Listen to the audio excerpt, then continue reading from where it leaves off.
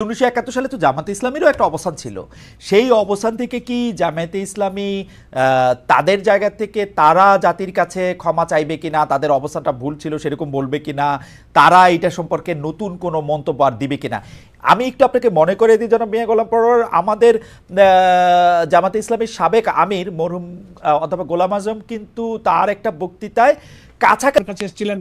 বিএনপির পক্ষ থেকে আসা হয়েছিল আমরা আধিপত্য রাজনীতিকে দাঁড় করাবার জন্য আমরা বিএনপিকে দিয়েছি। তখন তো আমরা জোটে ছিলাম না, উইদাউট এনি কন্ডিশন আমরা দেশকে ভালোবেসে করেছি। এখন এটা কি এর জবাবে আমরা কি পেয়েছিলাম?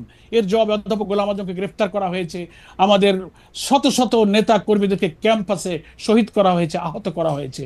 আমরা ধৈর্য ধরেছি, তারপরেও আমরা পরবর্তীতে এসে আবার 2001-এ কিন্তু আবার আমাদের লোকদের উদারতাটা আমরা চেষ্টা করেছি। তেমনি আমাদের সকলের এই উদারতার জামাত ইসলামের সেক্রেটারি গোলাম পাটোয়ারি সাংবাদিক খালেদ মহিউদ্দিনের টকশোতে এসেছিলেন, তাকে একাধিক প্রশ্ন করা হয়েছে। বলা হয়েছিল মুক্তিযুদ্ধের সময় আপনাদের যে অবদান ছিল, যে ভূমিকা ছিল, সেই ভূমিকাটা আপনারা কিভাবে দেখছেন এবং বর্তমান সময়ে আপনাদের রাজনীতির অবস্থাটা কি হতে পারে। সমসাময়িক অনেক বিষয় নিয়ে প্রশ্ন করেছেন, যে প্রশ্নগুলোর উত্তর দিতে পারেননি আমি বলবো গোলাম মিয়া পাটোয়ার, কারণ উত্তর দিতে গিয়ে তিনি হিমশিম মোটামুটি খেয়েছেন। তারপরেও তার উত্তর অত্যন্ত সুন্দর যৌক্তিক ছিল। দর্শক, গোলাম পাটোয়ারির আলোচনা এবং খালেদ মহিউদ্দিনের প্রশ্ন আলোচনা শুনবে এবং বিস্তারিত কথা বলবো। অধ্যাপক মিয়া গোলাম পরোয়ার, আমরা আপনাকে ধন্যবাদ জানিয়ে আপনাকে প্রশ্ন করতে চাই যে আপনি জানেন 2024 সালে 5 আগস্ট ক্যান্টনমেন্টে বৈঠক থেকে শুরু করে অন্তর্বর্তী সরকারের সঙ্গে, সমন্বয়কদের সঙ্গে, জাতীয় নাগরিক পার্টির সঙ্গে আপনাদের বোঝাপড়া আমরা বেশি দেখেছি। যদি বোঝাপড়া নাও হয়, আপনাদের কথাবার্তা একই রকম আমরা মনে হয়েছে। বিপরীতে বিভিন্ন সময় আপনি নিজেও বিএনপির সমালোচনা করেছেন। এখন লন্ডনে জামায়াতের আমিরের বৈঠক, বিএনপি শীর্ষ নেতৃবৃন্দের সঙ্গে, এরপর দেশে এসে ফেব্রুয়ারির মধ্যে নির্বাচন দাবি, এই সবটাই একটু ইউটার্ন মনে হয় কিনা যে একটু অবস্থানের পরিবর্তন? আপনারা কি অন্তর্বর্তী সরকার বা এনসিপির কে ছেড়ে বিএনপির দিকে ঝুঁকছেন কিনা? জনাব মিয়া গোলাম পরোয়ার। ধন্যবাদ খালিদ ভাই। আমি খুব বিনয়ের সাথে বলবো যে না, আমাদের অবস্থান নীতিগতভাবে যা শুরুতেই ছিল, আমাদের সম্মানিত আমিরে জামাত নির্বাচনে অংশগ্রহণ ইত্যাদি সম্পর্কে যে অবস্থানের কথা প্রথমেই বলেছিলেন, এখনো আমাদের অবস্থান সেটাই আছে। ইউটার্ন বলতে যেটা বোঝায়, আলহামদুলিল্লাহ আমাদের অবস্থানের ক্ষেত্রে আমরা কোনো ইউটার্নে যাইনি।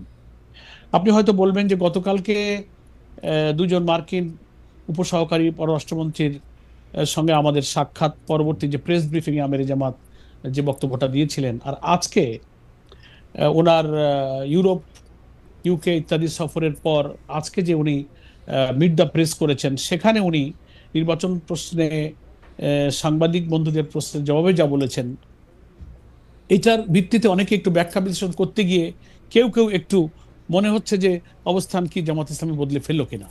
আমি এখানে পরিষ্কার করতে চাই যে আপনার হয়তো খেয়াল আছে, উনি গতকালকে সাক্ষাৎকারের সময় পরিষ্কার করে বলেছেন, প্রথম সেন্টেন্স যেটা, সেটা হচ্ছে কেয়ারটেকার সরকারের যিনি প্রধান, অর্থাৎ অন্তর্বর্তীকালীন সরকারের chief adviser doctor professor Yunus, ইলেকশনের যে আউটলাইনটা তিনি দিয়েছেন, তার টেন্টেটিভ ডেট যেটা বলেছেন যে ডিসেম্বর 25 অথবা 26 জুন।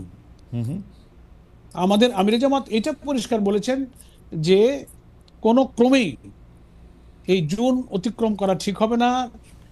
প্রধান উপদেষ্টার এই কথার উপরেই যেন উনি ঠিক থাকেন, এটা আমরা দেখতে চাই। তারপর উনি ব্যাখ্যায় বলেছেন যে মে জুনে বর্ষা মৌসুম, তার আগে রমজান এসে যাচ্ছে, ফলে এই সব প্রাকৃতিক বৈরী পরিবেশ শুরু হলে নির্বাচনকে গুছিয়ে নিতে কিছু আশঙ্কা তৈরি হতে পারে, বিলম্বিত হতে পারে।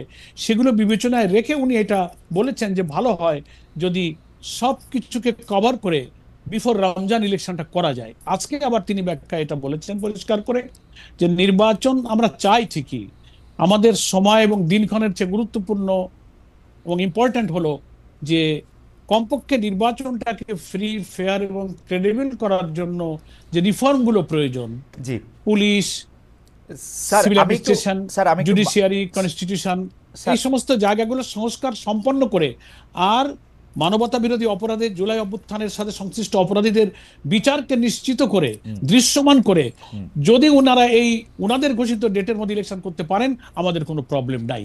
এখন সেটা আবহাওয়ার জন্য, রমজানের জন্য কিছু আগে ওনারা করবেন কি পরে করবেন, তবে ওনাদের দেওয়ার সময়সীমা জুন যেন শেষ না হয়, ক্রস না করে। আলটিমেটলি মূল কথাটা তাই। এখন এখান থেকে অনেকে ব্যাখ্যা নানা রকম করতে পারে। না স্যার, এখানে এখানে আরেকটু একটু যদি পরিষ্কার হওয়া প্রয়োজন, কারণ প্রফেসর ডক্টর মোহাম্মদ ইউনূস এই 2025-এর ডিসেম্বর থেকে 2026 পর্যন্ত জুনের এই সময়সীমা নির্বাচনের জন্য বেঁধে দিয়েছিলেন আসলে 2024-এর ডিসেম্বরে। মানে তিনি একটি প্রথম সাক্ষাৎকারে তিনি এটি বলেছিলেন। আজ আমরা এপ্রিল মাসের আজকে কত তারিখ, এই 17 তারিখে আমরা, আজকে 17 তারিখ, জি 17 এপ্রিলের 17 তারিখে এসে আমরা এটি নিয়ে আলোচনা করছি। কারণ জামায়াতে ইসলামী তখন কিন্তু প্রফেসর ইউনূসের ওই বক্তব্যের সাথে সম্মতি জ্ঞাপন করেন নাই। তারা তখনও নির্বাচনের সময় আসে নাই, নির্বাচনের সময় নিয়ে বিএনপি বাড়াবাড়ি করছে। আপনি নিজেও আসলে আপনার নিজের অনেক পলিটিক্যাল বক্তৃতা এটা বলেছেন। এই জন্য আমরা একটু জানতে চাইছিলাম এই শিফটটা এই সাক্ষাৎকার পরবর্তী কিনা। কারণ ডক্টর ইউনূস এটি আগেও বলেছেন যে 2025-এর ডিসেম্বর থেকে উনি 2026-এর জুনের মধ্যে নির্বাচন চান। কিন্তু তখন আমরা জামাতে ইসলামীকে বলতে শুনেছি যে বিএনপি নির্বাচনের জন্য অস্থির হয়ে গেছে, এখনো আসলে নির্বাচনটা করা যাবে না। এখন আবার জামাতে ইসলামী বলতেছে যে না, 2025-এর ডিসেম্বর থেকে জুন পর্যন্ত যেহেতু উনি চেয়েছেন, আমরা চাই রমজানের আগে এটি শেষ করা হোক। তো এইটি একটু শিফট কিনা অধ্যাপক? আমরা আবারও একটু আমি খালিদ ভাই বলি যে এটা শিফট এই অর্থে না, যে আপনার বোধহয় মনে থাকবে যে আমরা যতই নির্বাচন নিয়ে কথা বলেছি, কখনোই আমরা কিন্তু কোনো দিন, মাস, ক্ষণ, বছর কিন্তু কখনো আমরা বেঁধে দিইনি। আমরা বলেছি নির্বাচনটা ক্রেডিবল করার জন্য মাস, দিন, বছরের চেয়ে নির্বাচন নিরপেক্ষ হওয়াটা হচ্ছে ইম্পর্টেন্ট। এবং আমাদের আমিরে জামাতও বলেছেন যে আপনার সংস্কার কার্যক্রমটা, মিনিমাম ইলেকশনটা ফেয়ার করার জন্য যে সংস্কার তো অনেক করা দরকার। আমাদের রাষ্ট্রের সমস্ত অর্গানগুলো করাপ্ট হয়ে গেছে, পলিটিসাইজ হয়েছে। এটা এই অনির্বাচিত একটা ইন্টারিম গভর্নমেন্টের পক্ষে করা সম্ভব নয়, ইট উইল টেক টাইম। কিন্তু ইলেকট্রাল প্রসেসটাকে সুন্দর করতে যেটুকু প্রয়োজন, 5-6টা অর্গানকে হয়তো একটু রিফর্ম করতে হবে। আমরা বলেছি এইটুকু করতে যতটুকু সময় সরকারের প্রয়োজন, ওইটাই হচ্ছে যৌক্তিক, ওইটাই রিজনেবল, ওইটুকু সময় দিতে আমরা রাজি। সেটা ফেব্রুয়ারি হোক, মার্চ হোক, জুন হোক, গভর্নমেন্ট যদি উইদিন দ্যাট ডেট এটাকে রিফর্ম করে করতে পারে, we have no complain, we are ready. Okay, কিন্তু আপনার কথা থেকেই বোঝা যাচ্ছে যে আপনারা আগে কোনো ডেট দেন না, এখন আপনারা ডেটের ব্যাপারে কথা বলছেন। এইটুকু শিফট কি আপনারা মানছেন কিনা? মানে অনেকে, কেন আমি প্রশ্নটা করছি, অনেকে বলছেন যে আপনারাই এনসিপিকে বা বৈষম্য বিরোধী ছাত্র আন্দোলনকে বলতেছিলেন যে এখন আসলে আপনারা নির্বাচন চান না, নির্বাচন পরে হোক, আগে সংস্কার হোক, আগে বিচার হোক, তারপরে নির্বাচন হোক। এখন আপনারা বলে অনেকে বলছেন যে এনসিপি থেকে আপনাদের যে সমর্থনের হাত সেটি আপনারা সরিয়ে নিয়েছেন, আপনারা এখন আবার বিএনপির দিকে ঝুঁকছেন। এটি একটি বলা আর কি। না, আমরা এটাকে শিফট না বলে আপনি এইভাবে বলতে পারেন যে প্রধান উপদেষ্টা ঘোষিত যে ডেডলাইনের মধ্যে ইলেকশন করতে গেলে রমজান এবং বর্ষাকাল, এই ব্যাখ্যাটা আমাদের আমিরে জামাত করেছেন। এটাকে কেউ শিফট মনে করছেন, আমরা কিন্তু ঘোষিত ডেটের মধ্যেই আছি এবং আমরা কখনো ওনাদেরকে ম্যান্ডেটরি করিনি। আরেকটা কথা হচ্ছে যে আমাদের সাবেক প্রধানমন্ত্রী বেগম খালেদা জিয়ার সঙ্গে আমাদের সম্মানিত আমিরে জামাতের যে সাক্ষাৎ হলো লন্ডনে, সেই সাক্ষাতের পরে এসে আবার একটু আলোচনার ভিন্ন মোড় নিচ্ছে, একটু ভিন্ন। আমরা সাক্ষাৎকারের প্রসঙ্গটিতে আসছি। আপনি নিশ্চয়ই খেয়াল করেছেন, আমি জানি যে বাংলাদেশের রাজনীতির আপনি একজন খুবই মানে রাজনীতিবিদদের পাশাপাশি আপনি একজন রাজনৈতিক বিশ্লেষকও বটে। আপনার লেখালেখি, পড়াশোনাতে বোঝা যায়।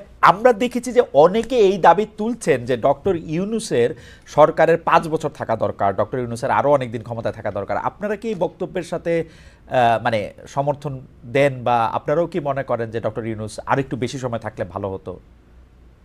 না, আমরা তা বলি না খালিদ ভাই। এই কারণে বলি না যে একটা গণতান্ত্রিক দেশে, গণতান্ত্রিক রাজনৈতিক নিয়মতান্ত্রিক এবং পার্লামেন্টারি সিস্টেম অফ ডেমোক্রেসি যে দেশে রাজনীতিতে আছে, সেই দেশে আমরা জুলাই অভ্যুত্থানের মধ্য দিয়ে নির্বাচিত জনপ্রতিনিধিদের কাছে ক্ষমতা হস্তান্তরের যে কমিটমেন্ট আমরা জনগণের কাছে করেছি, এবং প্রফেসর ডক্টর ইউনূসও অলরেডি তিনিও কমিটেড টু দ্য পিপল। সেই কারণে রিজনেবল সময় যেটুকু একটা নির্বাচন করতে লাগে সেই সময়টুকু দেওয়ার জন্য এই জাতি প্রস্তুত। ওকে। সেটার জন্য 5 বছর সময়, এটা আমার মনে হয় কেউই, মানে একটা ফ্রি ইলেকশনের জন্য 5 বছর সময় প্রয়োজন হয় না, তার আগেই কিন্তু সংস্কার শেষ করে সুষ্ঠু নির্বাচন দেওয়া সম্ভব। এই জন্য পাবলিক বা জনগণের একটা অংশ নানান কনটেক্সটে এই ধরনের ধারণা করাটাও তাদের দোষণীয় নয়, কারণ বর্তমান অন্তর্বর্তীকালীন সরকারের শাসনকালে কিছু সমালোচনাও যেমন আছে, আবার বিগত রমজান আমরা পার করেছি, আমাদের দ্রব্যমূল্য, আমাদের বিদ্যুৎ, আমাদের রেমিটেন্স, আমাদের পার ক্যাপিটা ইনকাম, আমাদের জিডিপি, নানান জায়গায় সূচক ভালো, এই প্রশংসা তো সবাই করছে। সেই কারণে সাধারণ মানুষ যারা অত রাজনীতি সচেতন নয়, পলিটিক্সের অত ব্যাখ্যা, গঠনতন্ত্র, সংবিধান, পার্লামেন্টারি সিস্টেম অফ ডেমোক্রেসি এত কিছু বুঝতে রাজি না, তারা মনে করে ভালোই তো আছি। সেই কনসেপশনে একটা পাবলিক পারসেপশন হতেই পারে, আমরা এটাকে কখনো দূষণীয় বলে করি না, কিন্তু বিং এ পলিটিক্যাল পার্টি আমাদের সংবিধান, আমাদের গঠনতন্ত্র, এগুলোর দিকে নজর রাখলে আমাদের কথা তো নিয়মতান্ত্রিক, আমাদের সংবিধান, আমাদের সাংবিধানিক এবং পার্লামেন্টারি সিস্টেমের দিকে তাকিয়ে একটা অন্তর্বর্তীকালীন সরকার আসলে তার কি দায়িত্ব, তিনি কি কমিটমেন্ট জাতির কাছে দিয়েছেন, সেগুলো সামনে রেখে আমাদের কথা বলতে হয়। সেজন্য আমরা আমাদের কথা বলছি যে আমরা নির্বাচনমুখী দল, আমরা একটা নির্বাচন সুষ্ঠুভাবে করতে যতটুকু গ্রহণযোগ্য সময় আমরা সরকারকে তা দিতে রাজি। অলরেডি গভর্নমেন্ট ইতিমধ্যে একটা টেন্টেটিভ আইডিয়া দিয়ে দিয়েছেন, আমরা তার উপরেই যেন সরকার ঠিক থাকে, এই জন্য আমরা এটাই বলেছি, এটি আমাদের মিয়া ভাই। মানে স্যার, জিনিসটা যেটা হইলো, আমরা এতদিন পর্যন্ত আমার আন্ডারস্ট্যান্ডিং ছিল যে জামায়াতে ইসলামের একটা আন্ডারস্ট্যান্ডিং হইলো যে যদি এখন ভোট হয় তাহলে জামায়াতে ইসলামী হয়তো পাওয়ারে আসবে না, পাওয়ারে আসবে হচ্ছে বিএনপি, বরং এই সরকার ক্ষমতায় থাকলে জামায়াতে ইসলামী যেগুলি করতে চায়, বিভিন্ন বিশ্ববিদ্যালয়ে ভিসি দেওয়া, বিভিন্ন জায়গায় তাদের জামায়াতে ইসলামীর মাইন্ডেড লোককে বসানো, যেটি সম্ভব হচ্ছে বা হয়েছে, সেটি এই সরকার থাকলে যতটা সম্ভব, বিএনপি সরকার আসলে এটি একটু কম সম্ভব বা কম। এই জায়গা থেকে কি এই সরকারের প্রতি এক ধরনের সহানুভূতি, এক ধরনের সমর্থন ছিল, এরকম অনেকে মনে করতেছেন? এটা আমার মত না, আমি সবগুলি মতকে একসাথে এটা বললাম যে জামাত ইসলামী তো এখনই যতটা পাওয়ারে আসে, অন্য একটা দল যদি পাওয়ারে আসে তাহলে তো জামাত ইসলামী এতটা পাওয়ারফুল থাকবে না। আপনি জামাত ইসলামীকে কোথায় পাওয়ারে দেখলেন? আমি তো এত দেখি না। আমরা কত মানুষের কত অনুরোধ করি, কত সুবিধা অসুবিধা দূর করার জন্য বলি, আমাদের কত 10টা বললে একটা হয়তো শোনে, কিন্তু আপনার বর্ণনা আর কিছু কিছু মিডিয়া এমন ভাবে জিনিসটাকে সবাই বলে যে সবগুলি বিশ্ববিদ্যালয় কি সুডো আপনাদের দখলে, শিক্ষক প্রশাসন থেকে শুরু করে উপাচার্য। না, এটা ঠিক না। আপনি চেক করেন, দেখেন কয়টা পাবলিক ইউনিভার্সিটি, কয়টা প্রাইভেট ইউনিভার্সিটি, কয়টা লোক। আমি তো দেখি না যে আমার দলীয় কোনো একটা লোক কোনো বিসি হয়ে আছে। মানে একটা লোক একটু ভালো হলে, সৎ হলে, মুখে একটু দাড়ি হলে, একটু নামাজি হলে বলে আরে এই লোকটা জামাতের লোক। এটা একটা আলোচনা। আমি আপনাকে খালি দিয়ে একটা উদাহরণ দিই। আমার ডিসি একবার খুলনা, আমি তখন মোস্ট প্রবাবলি এমপি ছিলাম, তো কিছু ঠিকাদার কন্ট্রাক্টররা নানানভাবে, ওরা তো আনডিউ প্রিভিলেজ চায়, তার কাছে গিয়ে কিছু তাদের বিল টিল আনার জন্য গিয়েছে। তো গিয়ে বলছে যে ডিসি সাহেবকে যে স্যার আমাদের এই কাজগুলো একটু করে দেন, আমরা আপনাকে, ওরা আনডিউ কিছু প্রিভিলেজ দেওয়ার জন্য কিছু অফার টফার দিয়েছে আর কি। কিন্তু ডিসি সাহেব সৎলোক ছিলেন, উনি একেবারেই রিফিউজ করেছেন এবং খুব অসন্তুষ্ট হয়েছেন। ওই লোকগুলো ফেরত এসে আমাকে বলছে, পরোয়ার ভাই, খুলনার যে ডিসি এ বেটা জামাত করে কেন? আমরা একটু কিছু টাকা দিতে চাইলাম, টাকা নিতে চাইলো না, অথচ ডিসি সাহেবকে আমি চিনতাম। কখনোই সে কোনো দলীয় কোনো কিছু লোক না, আমাদের কোনো দলীয় লোক না, একটা ভদ্রলোক, একটা অনেস্ট পার্সন। তো এই জন্য খালিদ ভাই, এটা একটা পারসেপশন হয়েছে যে লোকটা একটু নামাজি হলে, সৎ হলে, মিথ্যা না বললে, চলাফেরা যদি একটু পরিচ্ছন্ন পরিশুদ্ধ মনে হয়, বলে ও জামাত হয়ে গেছে। এটা থেকে কিছু তো লোক থাকে, কথা একটু পাইলে বলে এমনি তো নাচুনে বুড়ি, তারপরে আবার ঢোলের বাড়ি, ঢোলের বাড়ি দিলে বুড়ি আবার নাচে। ব্যক্তিগত অনেস্টি থেকে পার্টি এজ এ জামাতে ইসলামী, এজ এ পলিটিক্যাল পার্টি, আমরা জামাতকে কিন্তু অনেক রাগ ঢাকের মধ্যে দিয়ে যাইতে দেখি। উদাহরণ দেই পারর ভাই, সেইটা হচ্ছে যে লন্ডনে খালেদা জিয়া এবং তারেক রহমানের সঙ্গে জামায়াতের আমিরের সাক্ষাৎ হয়েছে গত রোববার, কিন্তু মিডিয়াতে এটা আসছে হচ্ছে মঙ্গলবার। না জামায়াতে ইসলামী না বিএনপি কোনো পক্ষ থেকেই কিন্তু আনুষ্ঠানিকভাবে এটা কিছু বলা হয় না। আমাকে আমার সাংবাদিক বন্ধুরা বলছে, আপনাদের সাথে আনুষ্ঠানিক যোগাযোগ করলেও বিষয়টা নিয়ে আপনারা মন্তব্য করেন নাই, অস্বীকারও করেন নাই। সংবাদ সম্মেলনে প্রথম আমরা দেখলাম জামায়াতের আমির আনুষ্ঠানিকভাবে বিষয়টা বলতেছেন।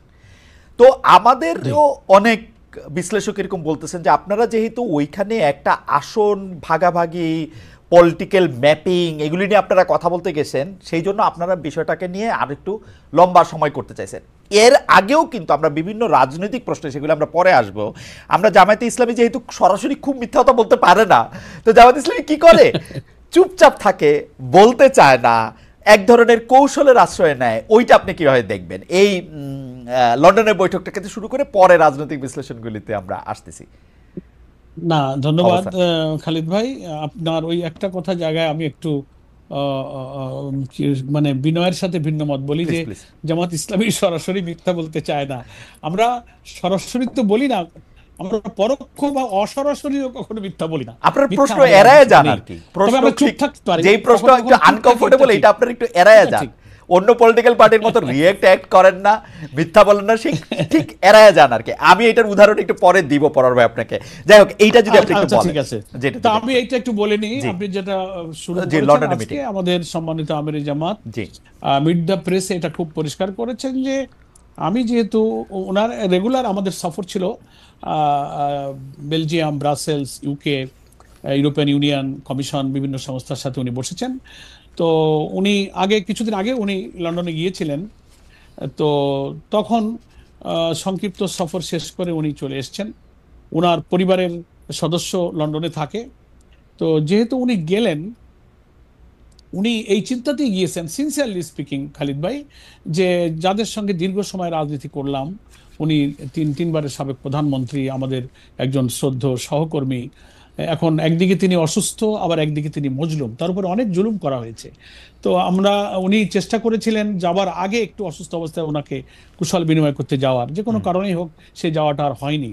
তো যেহেতু লন্ডন যাচ্ছি, সুযোগ পেলে উনি কেমন আছেন ওনার সাথে একটু কুশল বিনিময় করে আসবো, এটা উনি চিন্তা করে ব্রাসেলস, বেলজিয়াম সেরে যখন লন্ডনে আসলেন, এসেই তিনি ওনার সঙ্গে দেখা করতে গেলেন। আর ওনার ছেলে, বিএনপির ভারপ্রাপ্ত চেয়ারম্যান জনাব তারেক রহমানের বাসায় যেহেতু উনি আছেন, তো ওখানে দেখতে গেলে তো ওনার ছেলের সাথেও দেখা হবে। সেইভাবেই উনি এবং আমাদের নায়েবে আমির ডক্টর আব্দুল্লাহ মোহাম্মদ তাহের একসঙ্গে গিয়েছিলেন, এবং ওনারাও খুব কর্ডিয়ালি ওনাকে রিসিভ করেছেন, এবং কিছু সময় ওনারা অতিবাহিত করেছেন, পারস্পরিক কুশল বিনিময় করেছেন। কিন্তু আসন বন্টন বা রাজনীতির কোনো ডিসিসিভ কোনো আলোচনা হয়নি। তবে এটা তো ঠিক, যেটা আজকে আমির জামাত মিড দ্য প্রেসে বলেছেন, যে আমি যদি এক জায়গায় বসে চা খাই আধা ঘন্টা 1 ঘন্টা, তো শুধু তো চা আর চুপ থাকা হয় না, কিছু গল্প তো হয়। সেখানে রাজনীতি, সমাজ, দেশ, নির্বাচন, অনেক প্রসঙ্গ আসছে, কিন্তু সেই আলোচনাগুলো ডিসিসিভ বা নীতি নির্ধারণী, সিদ্ধান্তকারী কোনো আলোচনা নয়। জাস্ট কথা বলতে হয়, গল্পে গল্পে কুশল বিনিময় করতে যেটুকু, সেটুকুই হয়েছে। এখন মুশকিল হয়েছে যে দীর্ঘদিন পর দুই শীর্ষ নেতা বা নেত্রীদের এই আলোচনাটা মানুষ তো আর সহজে নিতে চায় না, এর থেকে অনেক কিছু আবিষ্কার করছেন। আচ্ছা, সেরকমই কিছু কথা এর এখন মধ্যে বাইরে আমি আলোচিত মাঝখানে হচ্ছে একটা প্রশ্ন করি। খালিদ ভাই। আমরা কিন্তু দেখতে পাচ্ছিলাম যে বিশেষ করে 5 আগস্টের পর, আমি যদি ম্যাপিংটা বলি, সেপ্টেম্বরের পর থেকে আসলে আমরা দেখেছি যে জামায়াতে ইসলামী এবং বিএনপি পরস্পর একটা যুযুধান অবস্থানে।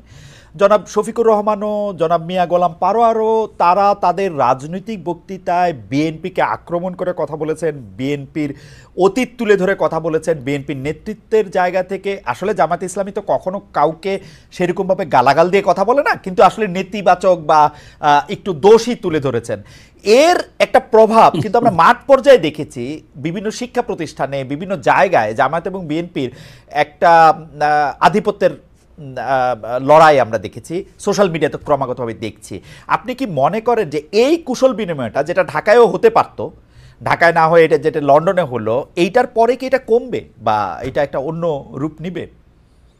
জামায়াত আর বিএনপির মধ্যে কি আবার পুনর্বন্ধুত্ব তৈরি হবে? আমি বুঝতে পেরেছি খালিদ ভাই, জি। আমি এই প্রসঙ্গটাই আসবো। তার আগে একটু শুরুটা করে নেই যে বিএনপির সঙ্গে জামাতের আপনার বক্তব্য অনুযায়ী যে কিছু দূরত্ব বা সমালোচনামূলক বক্তব্য উভয় পক্ষে হয়েছে, এটা মিডিয়াতে নানানভাবে এসছে। এই ব্যাপারে আমাদের পরিষ্কার বক্তব্য হলো যে জুলাই অভ্যুত্থানের পরে আওয়ামী ফ্যাসিবাদীর পতিত স্বৈরাচার যখন বিদায় নিল, রাজনীতিতে তারাই ছিলেন আমাদের সকলের প্রতিপক্ষ। আমরা তাদের বিরুদ্ধে তো জোটবদ্ধ আন্দোলন করেছি, লং টাইম করেছি, সকলেই আমরা নির্যাতিত। জামাত শুরুতে আমাদের উপরে আক্রমণ এসেছে, শেষ জুলুমা আমার শিকার হয়েছে আমাদের দলকে নিষিদ্ধ করে। বিএনপিরও প্রচুর তাদের উপরে জুলুম করা হয়েছে, তারাও মজলুম। আমাদের বিএনপি নেত্রী বেগম খালেদা জিয়া সহ হাজার হাজার লক্ষ লক্ষ কর্মী তারাও জুলুম এর শিকার হয়েছেন, তারাও কারাগারে কারাবন্দী হয়ে নির্যাতনের শিকার হয়েছেন।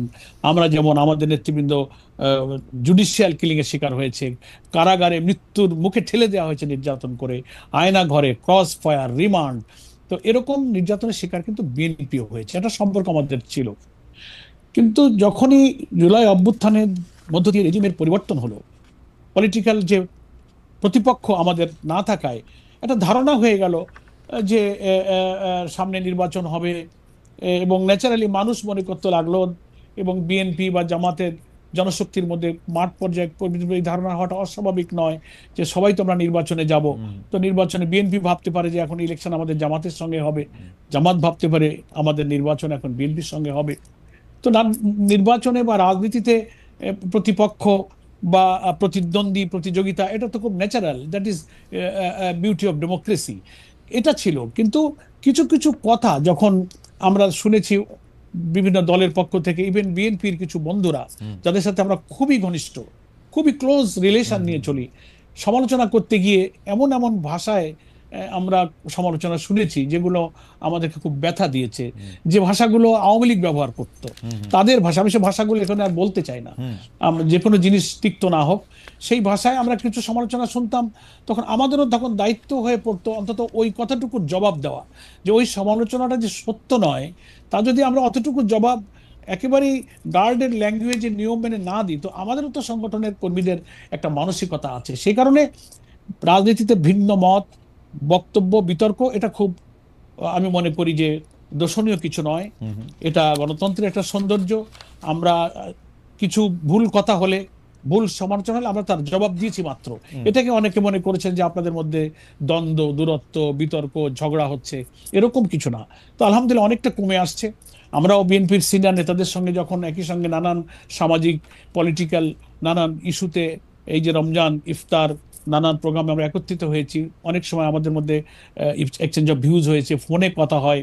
তো সবাই আমরা ফিল করছি যে আমরা জুলাই অভ্যুত্থানে যারা আমরা মিত্র, তাদের মধ্যে কোনো বিতর্ক, বক্তব্য এমন পর্যায়ে না যাওয়া উচিত যে আওয়ামী ফ্যাসিবাদের কোনো স্পেস এখানে তারা পেয়ে যায়, তারা উৎসাহিত হয়, অনুপ্রাণিত হয়, তারা আনন্দিত হয়। এই দিকে আমাদের কারোরই যাওয়া উচিত নয়। আমি মনে করি উভয় দলের নেতৃবৃন্দের মধ্যে এই ফিলিংসটা এসেছে, এই সচেতনতা এসেছে। তো লন্ডনে বেগম খালেদা জিয়া এবং তারেক রহমানের সঙ্গে আমাদের নেতৃবৃন্দের এই সাক্ষাৎ, আশা করি উভয় নেতৃবৃন্দের মধ্যে এই পলিটিক্যাল যে কার্টসি, এই সৌজন্যতা, এই শিষ্টাচারের মধ্য দিয়ে আমাদের রাজনীতির প্রতিযোগিতা থাকবে। আজকেও আমির জামাত বলেছেন যে প্রতিযোগিতা ভালো, মতের পার্থক্য ভালো, সেটা যেন বিরোধে রূপান্তরিত না হয়, বিরোধী রূপান্তরিত হয়। এ ব্যাপারে আমরা সবাই ইনশাল্লাহ সচেতন হতে পারবো। এই সাক্ষাৎ হয়তো আমাদেরকে সেই পজিটিভ দিকে নিয়ে যেতে পারে। আমি আপনার বক্তব্য একদম পরিষ্কার, কারণ জামায়াতে ইসলামের সেক্রেটারি জেনারেল একটি এমন একটি পদ, এই পদ হচ্ছে যে ভবিষ্যতে জামায়াত আসলে কি করবে, এই মুহূর্তে জামাত আসলে কি ভাবছে, তার শব্দ, তার বাক্য দিয়ে এটি সবসময় বোঝা গিয়েছে গত 20-25 বছর ধরে। আমি আপনার এই বক্তব্যে এনসিপির ভবিষ্যৎ একদম অন্ধকার দেখছি। আমি দেখছি যে জামায়াতে ইসলামী এনসিপি থেকে সমর্থন একদমই সরিয়ে নিয়েছে। আমি দেখতে পাচ্ছি যে জামায়াতে ইসলামী আর এনসিপির সঙ্গে নাই। এনসিপি যেমনটি ভাবছিল যে আন্দোলনের সময় যেমন শিবির বা জামায়াত এনসিপির সঙ্গে ছিল, দল গঠনের পরেও তারা সঙ্গে থাকবে, সেটি আর হচ্ছে না। আপনি কোনো মন্তব্য করবেন কিনা? আপনার বক্তব্য থেকে এইটি আমার সামারাইজেশন। না, আমি একটু মন্তব্য করব, আপনি যেহেতু প্রশ্ন করেছেন। প্রথম কথা হচ্ছে যে এনসিপি তো একটা দল, কিন্তু এনসিপি দল হিসেবে আত্মপ্রকাশের আগে তারা কিন্তু কোনো দল ছিল না। তারা বৈষম্য বিরোধী আন্দোলন, সমন্বয়ক, অভ্যুত্থানের তারা বীর যোদ্ধা ছিল। সেই হিসেবে মাঠে আমরা জুলাইয়ের মৃত্যু হিসেবে আমরা তাদের সাথে খুব ঘনিষ্ঠ বন্ধুত্বপূর্ণ সম্পর্ক, সন্তান তুল্য স্নেহ সাহচর্য দিয়ে আমরা কিন্তু একসঙ্গে চলেছি। এখনো কিন্তু ইন্ডিভিজুয়ালি সে সম্পর্কটা তাদের সঙ্গে আমাদের আছে। কিন্তু যখন তারা একটা দল হিসেবে আত্মপ্রকাশ করলো, দল মানে পলিটিক্যাল পার্টি, তারা রেজিস্ট্রেশন নিবে, নির্বাচনে যাবে, তাদের নিজস্ব একটা লক্ষ্য, উদ্দেশ্য, কর্মসূচি, একটা ইলেকশনের পলিসি তাদের আছে, তারা নির্বাচন করবে, তখন তো দল টু দল, একটা ওয়ান টু ওয়ান সম্পর্কের প্রশ্ন তখন এসে দাঁড়ালো। সেই হিসেবে সম্পর্ক ব্যক্তি ব্যক্তি যেটা গড়ে উঠেছিল সে আন্দোলনের সময় থেকে, ইসলামী ছাত্র শিবির বলি, অন্যান্য দল, ছাত্র সংগঠন, আন্দোলনটা তো সার্বজনীন রূপ নিয়েছিল, সেটা আমাদের কিন্তু টিল টুডে আছে। কিন্তু দল হওয়ার পরে মানে আমরা ওই যে আপনি বলছেন যে আমরা দূরে সরে গেছি, বিচ্ছিন্ন, না, আমরা যে ক্লোজ পার্সোনাল রিলেশনে যেটা ছিলাম সেটাই আমরা আছি। দল হওয়ার পরে আত্মপ্রকাশের অনুষ্ঠানে আমরা ইনভাইটেড ছিলাম, আমরা সেখানে গিয়েছি, শুভেচ্ছা বিনিময় করেছি। দল গঠিত হওয়ার পরেও তাদের সঙ্গে আমাদের কথাবার্তা হচ্ছে, যোগাযোগ হচ্ছে, রিলেশনটা কিন্তু আছে। এখন ইলেকশন নিকটে আসলে তখন পোলারাইজেশন হবে, সমীকরণ হবে, নির্বাচনে কে কিভাবে যাচ্ছে, কোনো অ্যালায়েন্স হচ্ছে, কোনো জোট হচ্ছে, কার সাথে কি যাচ্ছে, যত নিকটবর্তী হবে তত ইলেকশনের পোলারাইজেশনটা আরো ম্যাচুরড হবে। সেজন্য আমাদেরকে অপেক্ষা করতে হবে যে কখন কার সাথে কখন কি রিলেশন ইলেকশন পলিটিক্সে রূপ নেয়, সেজন্য আমাদের অপেক্ষা করতে হবে খালেদ ভাই। আমরা আপনার বক্তব্যে একদম পরিষ্কার, আশা করি দর্শকরা বুঝতে পেরেছেন যে যখন একটি আদর্শগত প্ল্যাটফর্ম এক ছিল তখন সবাই মিলে এক ধরনের আন্দোলন করা হয়েছে, পরে যখন রাজনৈতিক দল তখন তারা তো তাদের নিজস্ব দল মত লক্ষ্য ইশতেহার সেগুলি থাকবেই এবং পরে সেগুলি পরিবেশন। আমরা আপনার কাছে পরবর্তী প্রসঙ্গে যাওয়ার আগে দর্শকদের কাছে আমরা প্রশ্ন করেছিলাম যে লন্ডনে বেগম খালেদা জিয়া ও তারেক রহমানের সাথে দেখা করেছেন জামাত ইসলামের ডক্টর শফিকুর রহমান। প্রিয় দর্শক, এতে বিএনপি জামায়াতের দূরত্ব কমবে বলে মনে করেন কিনা দর্শকদের এই প্রশ্ন করেছিলাম আমরা। দর্শকদের মধ্যে শতকরা 62% মনে করছেন যে এতে করে দূরত্ব কমবে, শতকরা 38% মনে করছেন যে এতে করে দূরত্ব কমবে না। 42,000 দর্শক ভোট দিয়েছেন। আমি একটু পরবর্তী প্রসঙ্গে আসি। অধ্যাপক মিয়া গোলাম পরোয়ার স্যার, আমাদের পরবর্তী প্রসঙ্গ হচ্ছে, আপনি জানেন যে পররাষ্ট্র সচিব পর্যায়ের বৈঠক হয়েছে পাকিস্তানের সঙ্গে বাংলাদেশের। সেইখানে 3টা বিষয়ে তারা সুরাহা চেয়েছে বাংলাদেশ। এর মধ্যে হচ্ছে যে পররাষ্ট্র সচিব আমাদের যে ব্রিফিং করেছেন, বাংলাদেশের পররাষ্ট্র সচিব জনাব মোহাম্মদ জসিমউদ্দিন, তিনি বলেছেন যে এই 3টা অমীমাংসিত বিষয় হচ্ছে 1971 সালে তৎকালীন সশস্ত্র বাহিনী, পাকিস্তানের সশস্ত্র বাহিনী কর্তৃক সংগঠিত গণহত্যার জন্য আনুষ্ঠানিকভাবে ক্ষমা চাওয়া, পাকিস্তানকে ক্ষমা চাইতে বলা হয়েছে, আটকা পড়া পাকিস্তানিদের প্রত্যাবর্ষণ এবং অবিভাজিত সম্পদে বাংলাদেশের ন্যায্য হিস্সা প্রদান, 1970-এর ঘূর্ণিঝড়ে ক্ষতিগ্রস্তদের জন্য বিদেশি সাহায্যের অর্থ হস্তান্তর। আমরা যদি 3টা বিষয় জামাতে ইসলামের একটু মন্তব্য জানতে চাই, আপনি কি মনে করেন 1971 সালের ঘটনার জন্য, সশস্ত্র আক্রমণের জন্য পাকিস্তানের ক্ষমা চাওয়া উচিত রাষ্ট্র বাংলাদেশের কাছে? এটা নিয়ে যদি আমি শুরু করতাম, বাকি দুইটাও একটু। হ্যাঁ, ধন্যবাদ। আপনি পররাষ্ট্র সচিব পর্যায়ে পাকিস্তানের সাথে বাংলাদেশের বৈঠকে উত্থাপিত 4টি প্রশ্ন খুবই গুরুত্বপূর্ণ। দীর্ঘ প্রায় 15 বছর পর দুদেশের দ্বিপাক্ষিক এই গুরুত্বপূর্ণ বৈঠক আমরা দুই দেশের দ্বিপাক্ষিক সম্পর্কের ক্ষেত্রে একটা ইতিবাচক বলে মনে করি। সেখানে যে কথাগুলো উঠেছে যে তদানীন্তন পাকিস্তানে গণহত্যার ব্যাপারে ক্ষমা চাওয়া উচিত, আটকে পড়া পাকিস্তানিদের ফেরত নেওয়া, এরপরে বলা হয়েছে যে সম্পদের ন্যায্য হিস্সার প্রশ্ন এবং ঘূর্ণিঝড়ে যে সহযোগিতা এসেছিল সেই সাহায্যের অর্থ। আমি মনে করি বাংলাদেশের পক্ষ থেকে যে প্রশ্নগুলো, যে দাবিগুলো উত্থাপিত হয়েছে সবগুলোই যৌক্তিক এবং এটার সমাধান হওয়া উচিত। এটা বাংলাদেশের মানুষের হৃদয়ের কথা, মনের কথা। আমরা জামাত ইসলামী মনে করি আমরা সাদাকে সাদা বলি, কালোকে কালো বলি। ফলে গণহত্যা যে হয়েছে এটা ওয়ার্ল্ড অ্যাকসেপ্টেড ম্যাটার। ফলে সেই গণহত্যার সাথে যারা জড়িত ছিল, প্রকৃতভাবে যারা জড়িত ছিল তার প্রমাণ আছে, ফলে তাদের ক্ষমা চাওয়া উচিত। এবং আটকে পড়া পাকিস্তানিরা এখানে অনেক মানবতার জীবনযাপন করছে, তাদের অনেকের খুবই অমানবিক জীবন সম্পর্কে আমরা অবহিত আছি। এদের ফেরত নেওয়ার দাবি যথার্থ এবং সম্পদের ন্যায্য হিস্সার যে প্রশ্ন উঠেছে, ঘূর্ণিঝড়ের সময়ের যে ত্রাণ সাহায্যের প্রশ্নটা সম্পর্কে যদিও আমরা ওই সময়ে বয়সের চেতনায়, সচেতনতায় অতটা ম্যাচিউর ছিলাম না, এই ব্যাপারে কি তথ্য আছে আমি জানি না। যদি সেটা সত্য হয়ে থাকে এই অর্থের ব্যাপারে এ সব কিছুরই একটা ন্যায্য মীমাংসা এবং নিষ্পত্তি হওয়া উচিত। এটাকে আমি ইতিবাচকভাবে দেখি। খালিদ ভাই। জি স্যার, আপনি একদম স্পষ্টভাবে বললেন যে যেহেতু গণহত্যা হয়েছে সেটা সারা দুনিয়া জানে, সেহেতু তাদের এই অবস্থানের ক্ষেত্রে তাদের ক্ষমা চাওয়া উচিত। আটকে পড়া পাকিস্তানের প্রত্যাবর্ষণটাও একটা দাবি, ন্যায্য হিসাব প্রদান সেটি আসলে থার্ড পার্টি, মানে আমি মনে করে থাকি আমাদের যে দাবি আন্তর্জাতিকভাবে যদি এটি প্রমাণিত হয় তাহলে নিশ্চয়ই এটা দিতেও পারবে। আমি এখন যদি একটু জামায়াতে ইসলামের অবস্থান জানতে চাই, 1971 সালে জামায়াতে ইসলামীও তো, আমি বারবার এই প্রশ্ন জামায়াতে ইসলামের নীতিবিদকে আমার করতে হয় যে 1971 সালে তো জামায়াতে ইসলামীরও একটা অবস্থান ছিল। সেই অবস্থান থেকে কি জামায়াতে ইসলামী তাদের জায়গা থেকে তারা জাতির কাছে ক্ষমা চাইবে কিনা, তাদের অবস্থানটা ভুল ছিল সেরকম বলবে কিনা, তারা এটা সম্পর্কে নতুন কোনো মন্তব্য আর দিবে কিনা, আমি একটু আপনাকে মনে করে দিই জনাব মিয়া গোলাম পরোয়ার, আমাদের জামাতে ইসলামীর সাবেক আমির মরহুম অধ্যাপক গোলাম আজম কিন্তু তার একটা বক্তৃতায় কাছাকাছি একটা কথা বলেছিলেন, কিন্তু সেটা তার আনুষ্ঠানিক জামাতে ইসলামীর একটা ক্ষমার প্রস্তাবনা কিনা, সেইটা একটা ভুল স্বীকার করা কিনা, সেইটা আমরা জানি নাই এখন। এই ব্যাপারে আপনাদের দলগত অবস্থান কি অধ্যাপক? ধন্যবাদ। আপনি একটা রিয়েল হিস্ট্রি তুলে ধরেছেন। অধ্যাপক গোলাম আজম আমাদের সাবেক আমিরে জামাত, উনি যখন নাগরিকত্ব উচ্চ আদালতে পুনর্বহালের মাধ্যমে যখন আদালত থেকে নাগরিকত্ব সহকারে মুক্ত হলেন, তখন বায়তুল মোকাররমের উত্তর গেটে ওনাকে একটা নাগরিক একটা সম্বর্ধনা দেওয়া হয়েছিল, ঐতিহাসিক সম্বর্ধনা। সেই বক্তব্যটা নিশ্চয়ই বিং এ জার্নালিস্ট আপনি হয়তো সে বক্তব্যটা পেয়েছেন, বুকলেট আকারে সারা দেশে আমরা ছেপেছিলাম। সেখানে তিনি শেখ মুজিবুর রহমান, সরওয়ার্দী, শেরে বাংলা, জিয়াউর রহমান, মৌলানা আতাহার আলী, আরো অনেক, মৌলানা ভাসানী, বাংলাদেশের জনগণের ঐক্য, স্বাধীনতা, জাতীয় মুক্তি, এদেশের মানুষের কল্যাণে যাদের যে অবদান সব স্বীকার করেছিলেন। এবং স্বাধীনতা যুদ্ধকালে উনি খুব কর্ডিয়ালি, মানে হৃদয় খুলে বলেছিলেন যে আমরা মানুষ, আমাদের রাজনীতির নানান ভূমিকায় ভুল হতে পারে। তো আমি সকলের কাছে আজ আমার আচরণে আমাদের কোনো ভূমিকায় আপনারা কষ্ট পেয়ে থাকলে আমরা সেটা ক্ষমা সুন্দর দৃষ্টিতে দেখার জন্য আবেদন করছি।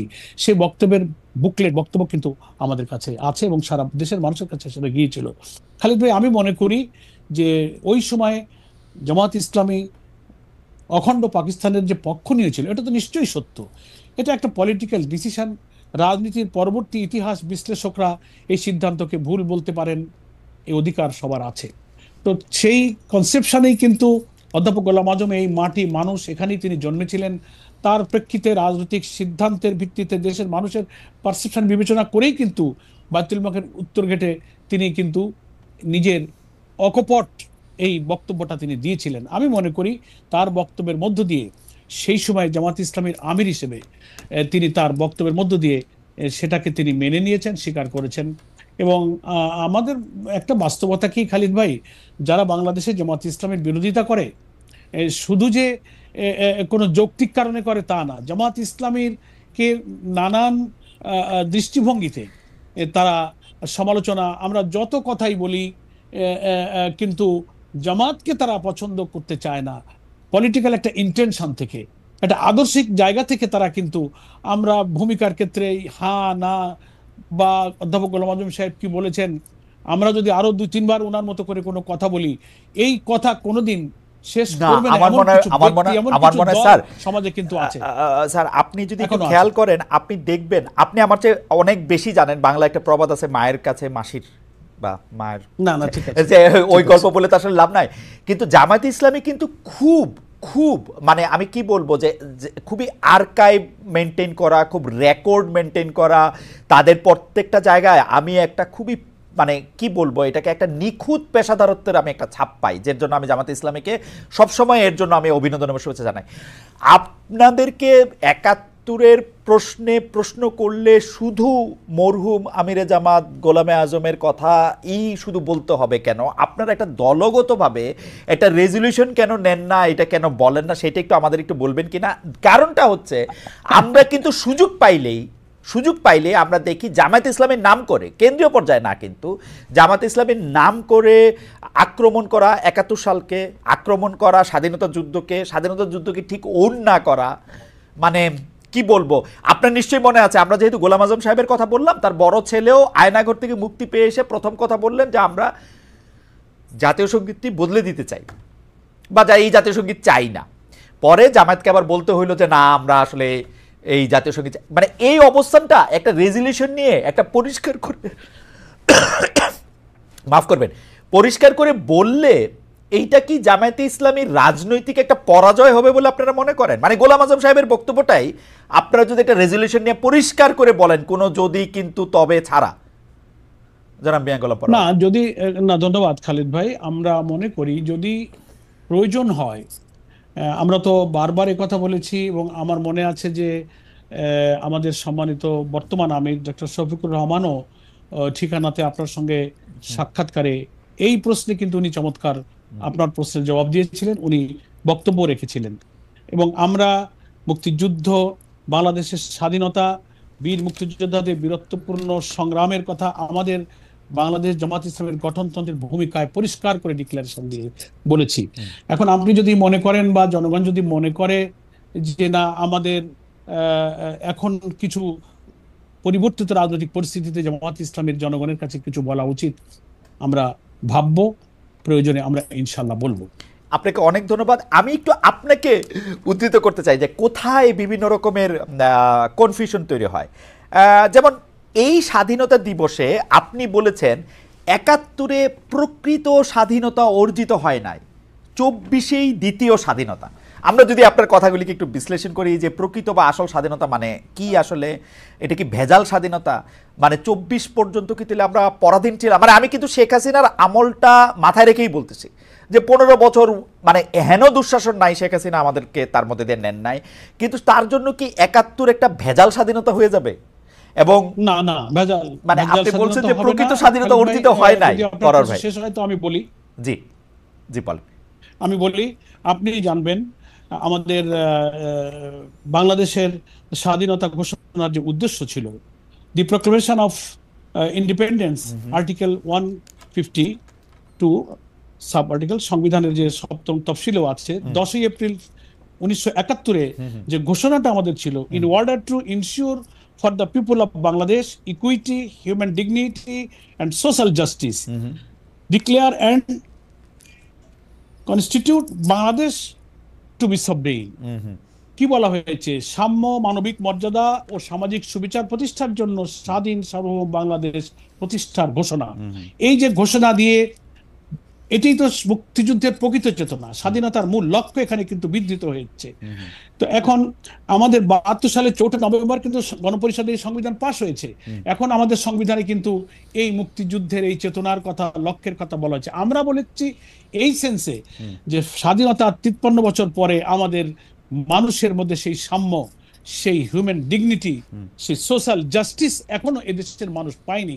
তাই ২৪-এর একটা ফ্যাসিবাদের ইতিহাসের বর্বরতম, নিষ্ঠুরতম ফ্যাসিজম, আমি বলবো উনি শুধু ফ্যাসিস্ট নন, উনি স্যাডিস্টও ছিলেন।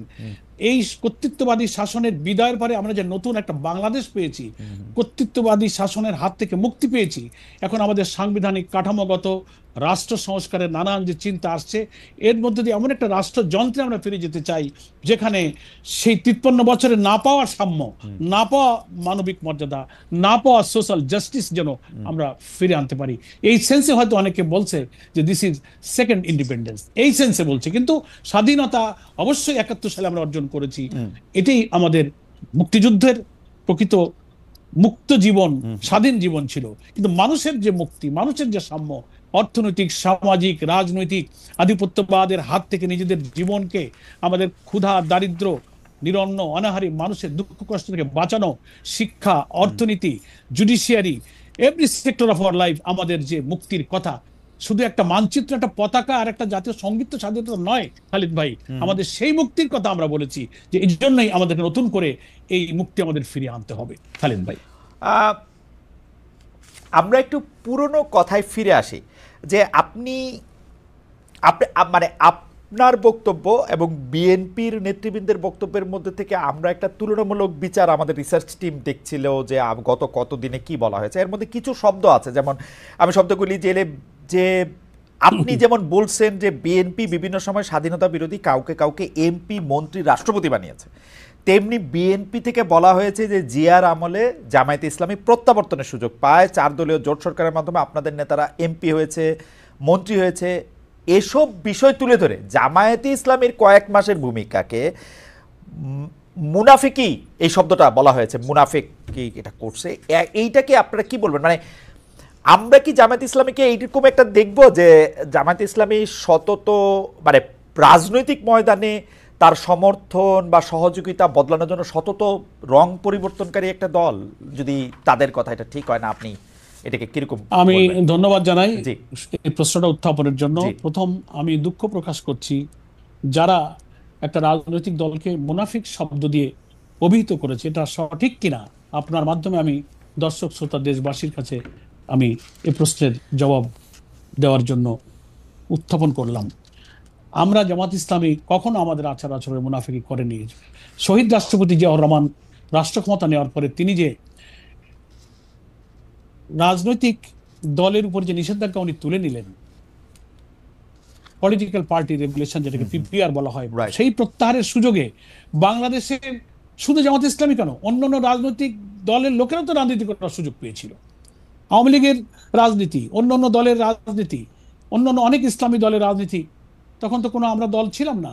তো ফলে শুধু জামাত ইসলামীকেই বলা হচ্ছে, এবং আমরা তো কোনো করুণার কারণে, দয়ার কারণে নয়, একটা আইনগত অধিকারের সুযোগ নিয়ে তখন জামাত ইসলামী সহ অনেক রাজনৈতিক দল রাজনৈতিক অধিকার ফিরে পেয়েছিল।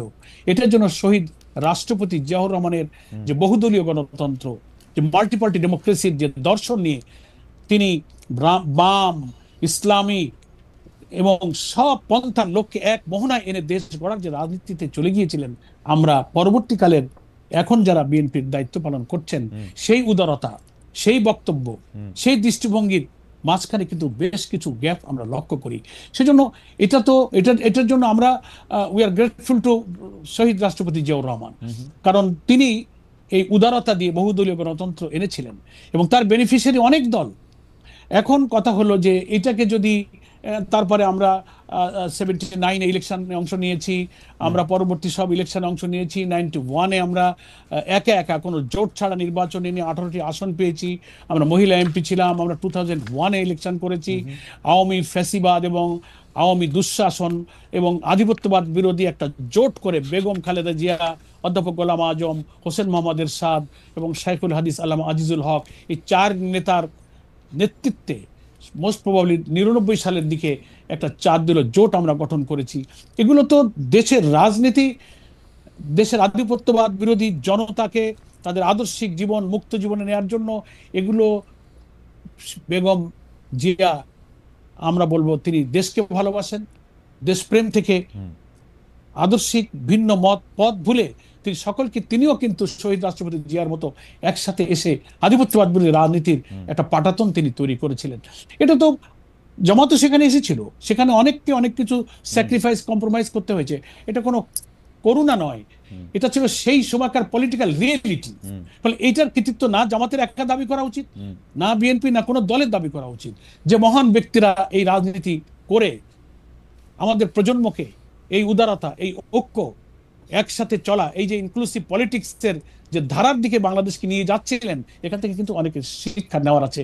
কিন্তু দুর্ভাগ্য, দুঃখ হলো এখন আমরা যারা রাজনীতি করছি আমাদের মধ্যে সেই উদারতা সকলকে নিয়ে আমি তো একজন নবীন পার্লামেন্ট মেম্বার ছিলাম। আমার মনে আছে সেদিনের কথা, 2001 থেকে আমি 6 পর্যন্ত যে এমপি ছিলাম, সেখানে আমরাও অনেকের বিরুদ্ধে পার্লামেন্টে অনেক বক্তব্য রেখেছি। সিনিয়র পার্লামেন্টারিয়ান, রাজনৈতিক অনেক বিতর্ক পার্লামেন্টে হয়েছে। যেই সেশন শেষ করে আমরা বেরিয়েছি, দরজা দিয়ে বেরোচ্ছি, লিফট দিয়ে নামছি, যাদের বিরুদ্ধে আমরা বক্তৃতা করেছি তারাই আমাদের হাত মিলিয়েছেন, আমাদের পিঠ চাপড়ে বলেছেন ভালো, আমরাও তাদেরকে থ্যাঙ্কস দিয়েছি। এই যে রাজনীতির যে উদারতা, সৌহার্দ্য, এটা যেন আমরা ধীরে ধীরে যেন হারিয়ে ফেলছি। এখন শুধু আমার কি করার, আমার করুণায় যেন উনি চলেন, উনি আমার কথা রাখলেন না। আমরা তো স্বাধীনভাবে আমরা সব ইলেকশনে গিয়েছি, তারপরে আমরা জোট করেছি। এটা জোটের শরিক দলের সবার বিশ্লেষণ করার প্রয়োজন যে সেই জোটের রাজনীতির পরে আমরা কাদের সঙ্গে কি আচরণ করেছি। 91-এ উইদাউট এনি কন্ডিশন নিঃশর্তভাবে বিএনপিকে সরকার গঠনে আমরা সাহায্য করেছি। শেখ হাসিনা আওয়ামী লীগে যে আসন পেয়েছিলেন জাতীয় পার্টি দিয়ে, সব মিলেও তিনি করতে পারছিলেন না।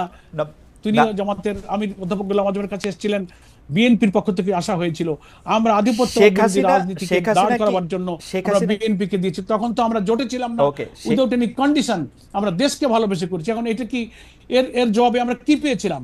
এর জবাবে অধ্যাপক গোলাম আজমকে গ্রেফতার করা হয়েছে, আমাদের শত শত নেতা কর্মীদেরকে ক্যাম্পাসে শহীদ করা হয়েছে, আহত করা হয়েছে। আমরা ধৈর্য ধরেছি, তারপরেও আমরা পরবর্তীতে এসে আবার 2001-এ কিন্তু আবার আমাদের লোকদের উদারতাটা আমরা চেষ্টা করেছি।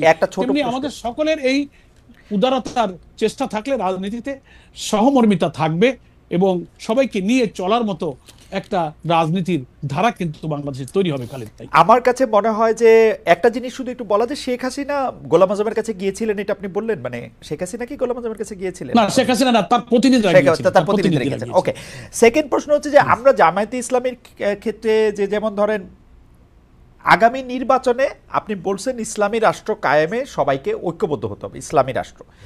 এখন ঘটনা হইতেছে হচ্ছে যে জামায়াতে ইসলামী ইসলামী রাষ্ট্রের কথা বলে, ইসলামী আদর্শের কথা বলে, কিন্তু আবার অনেকে এই প্রশ্ন করেন যে আপনারা যখন বিএনপির সাথে জোটবদ্ধ হন, শেখ হাসিনার সাথে একসাথে আন্দোলন করেন, তখন আপনারা আবার নারী নেতৃত্ব মেনে নেন।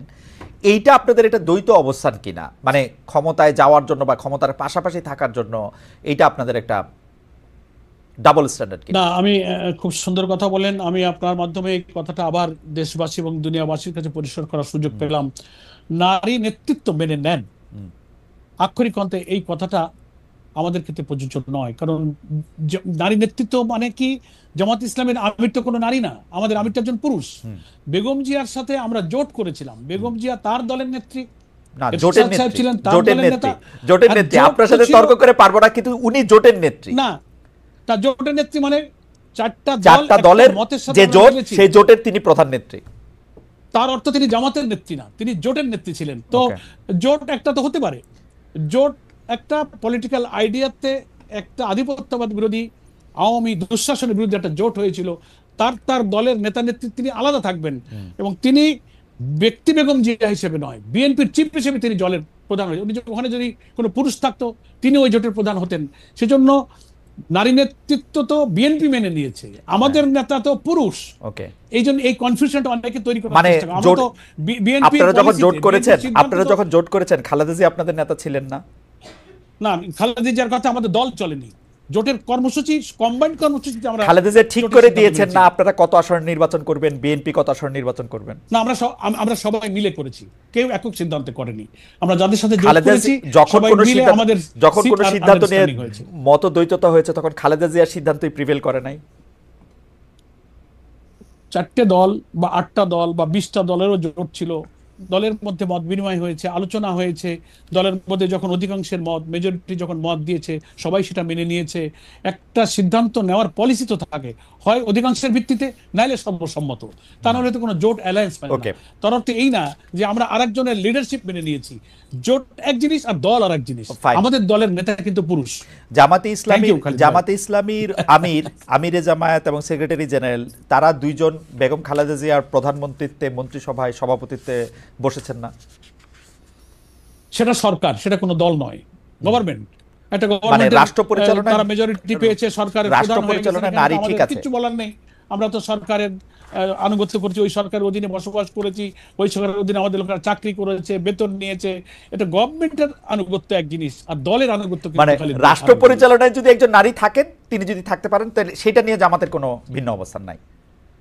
না, ইসলামের রাষ্ট্রের প্রধান নারী হবেন না, এটা হচ্ছে ইসলামী শরঈ বিধান। কিন্তু উনি যে রাষ্ট্রের প্রধানমন্ত্রী, ওটা তো ইসলামী রাষ্ট্র ছিল না। প্রধানমন্ত্রী হয়েছেন, রাষ্ট্র উনি চালাচ্ছেন। আমরা সেই দেশের নাগরিক হিসেবে মানে we are bound to ওবে the order, আমাদের মানতে হয়েছে। দলের প্রধান তো আমাদের পুরুষ। আর ইসলামে রাষ্ট্র শাসক যিনি নাম্বার 1 ব্যক্তি হবেন, সেখানে মহিলার ব্যাপারে না বলা হয়েছে। সেই ক্ষেত্রে জামাতে ইসলামী এটা মেনে নিচ্ছে, কারণ হচ্ছে যেহেতু বাংলাদেশ ইসলামিক রাষ্ট্র না, তাই তো? জি জি। তো বাংলাদেশ ইসলামিক রাষ্ট্র না, তাহলে জামাত ইসলামিক একটি দল বা ইসলামিক একটি রাষ্ট্র কায়েম করতে চায়, সেটাকে একটু মানে কি বলবো, একটা দ্বৈত অবস্থান হচ্ছে কিনা?